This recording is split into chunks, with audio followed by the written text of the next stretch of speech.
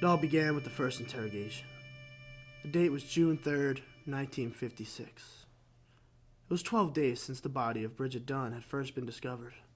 Her partner, Danielle Brooks, had apparently just flown in from Switzerland.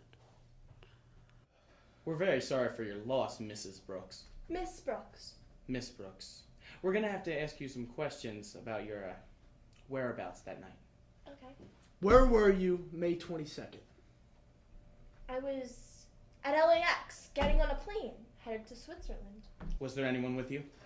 No, I was supposed to be meeting colleagues overseas. Bridget was actually supposed to travel with me, but she never showed at the airport.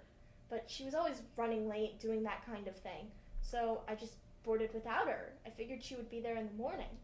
We're going to have to check this alibi. Where's your ticket from that night? I don't know. I probably threw it away. That was days ago. And why was Bridget in the 42nd Street warehouses? I have no idea. That's an active construction site. It's not set to open for months. Nobody should be there. Gotta check on this. Thank you for your time, man.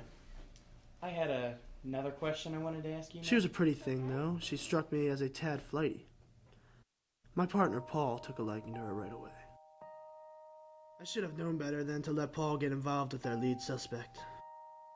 Paul was blinded by her beauty. I could see by the way he gazed into her eyes. But something stuck out to me. That deep red lipstick was too familiar.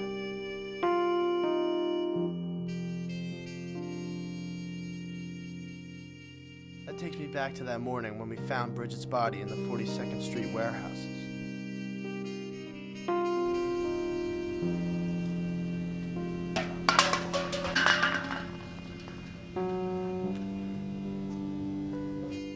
She was laying dead cold in her chair.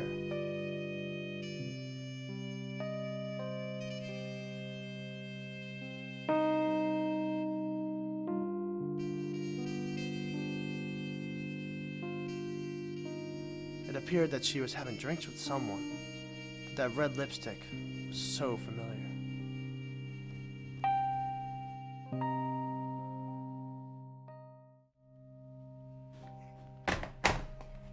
Called LAX.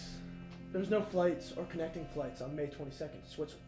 She probably just mixed up her days. I mean, she's probably been jet lagged. I don't know. We gotta get this alibi right though. Where were you that night? We have records that you weren't at the airport.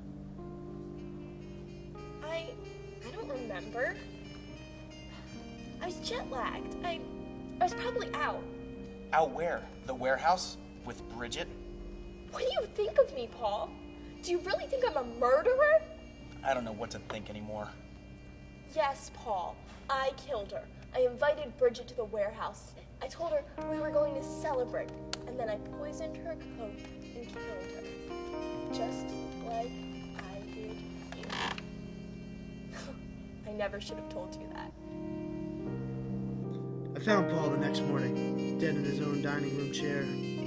The poisoned Coke was still on the table, sitting across from her lipstick-marked glass. After 4 months with no leads, the case went cold. The department gave up looking for Danielle, but I never will. I have to find her, for Paul. I will avenge you.